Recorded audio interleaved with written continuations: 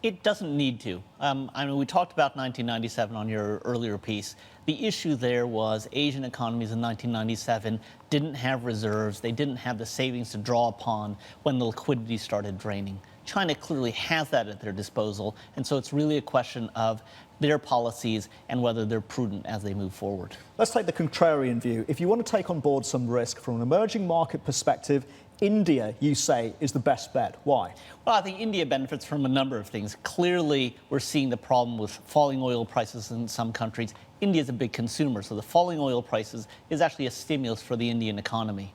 In addition, what we're seeing in India is policymakers are incrementally more supportive, monetary policy is supportive, and you have the potential for upside surprise should reforms start to come in. Let me just challenge you on that. We have seen some backsliding by Modi on the reform front. Shouldn't India be re-rated on that basis? Well, and indeed, there has been backsliding, and it hasn't seen the momentum that I think a lot of people would have liked, and that's created disappointment in the market, and we've seen the market as a result not perform as well. I think where it sits right now, if you start to see momentum on that front, that would be an upside surprise, and we think that would be a catalyst to performance going forward. In addition, again, oil we think would be a stimulus, and then the cyclical policy is stimulative for India. I've got to ask you about Brazil on the other end of the spectrum, struggling with inflation close to 11% in 2015. Central bank meets on Wednesday. They're in a policy bind right now because the issue seems to be ineffective monetary policy and the emphasis on a big fiscal problem.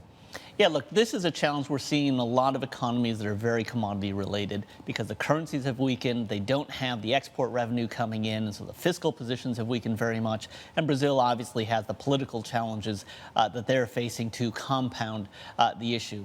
And so when we look at the broad emerging market space, and I think this pertains to Brazil as well, to really get out of this, either you need to see the external environment change very dramatically. We don't think that's going to happen.